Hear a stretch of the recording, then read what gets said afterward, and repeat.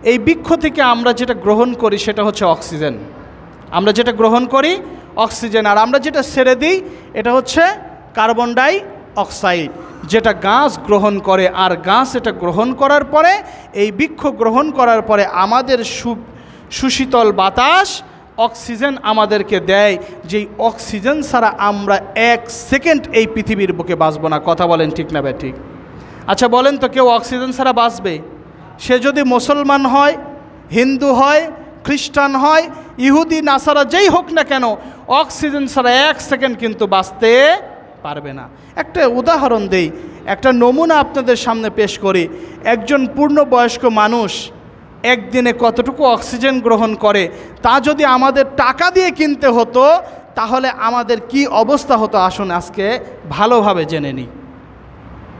প্রিয় ভাইয়েরা আমার, একজন মানুষ এক মিনিটে 7 থেকে 8 লিটার বাতাস বা অক্সিজেন তারা গ্রহণ করে।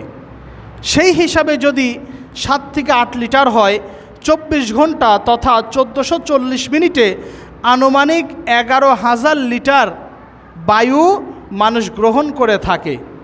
বিজ্ঞানীরা গবেষণা করে দেখছেন এত দরকার নেই। একজন মানুষ যদি শুধু অক্সিজেনটাকে গ্রহণ করে তাহলে অন্তত 550 লিটার যদি বিশুদ্ধ অক্সিজেন পায় তাহলে ওই মানুষ একদিন বাঁচতে পারে। এখন তার বাজার মূল্য কত জানেন? এই একদিন যদি একজন মানুষ এই 550 লিটার অক্সিজেন শুধু গ্রহণ করে, তার বাজার মূল্য আসবে 18 লক্ষ টাকা। সুবহানাল্লাহ বলবেন না? প্রিয় ভাইয়েরা আমার, একদিন শুধু মানুষ যদি এক দিন বাঁচার জন্য শুধু অক্সিজেন গ্রহণ করে তাহলে প্রায় 18 লক্ষ টাকার এই অক্সিজেন তৈরি করে তাকে গ্রহণ করতে হবে।